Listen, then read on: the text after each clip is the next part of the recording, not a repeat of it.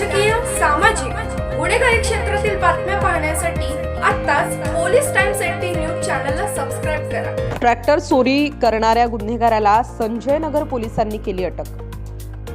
दिनांक 1 जानेवारी रोजी 9:30 वाजण्याच्या सुमारास वसंतदादा साखर कारखाना गेट समोर पार्क केलेला सोनालिका कंपनीचा निळ्या रंगाचा ट्रॅक्टर अज्ञात चोरट्याने चोरून नेला होता। या घटनेची तक्रार अमोल दिलीप कांबळे राहणार वासुंदे यांनी संजय नगर पोलीस ठाण्यात दिली होती। या अनुषंगाने घटनेचे गांभीर्य लक्षात घेता संजय नगर पोलीस ठाण्याचे पोलीस निरीक्षक सतीश कदम यांच्या मार्गदर्शनाखाली पोलीस पथकाने घटनास्थळी भेट देऊन तपास चालू केला।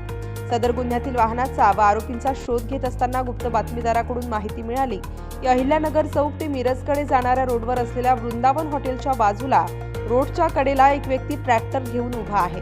त्या ठिकाणी पथकाने त्याला ताब्यात घेऊन चौकशी केली असता त्याने त्याचे नाव शीतल सुदर्शन वस्ती राहणार पुढची वय 30 वर्ष असे सांगितले व गुन्हा कबूल केला। त्याला अटक करण्यात आली असून याचा पुढील तपास पोलीस हेड कॉन्स्टेबल संतोष पुजारी हे करीत आहेत।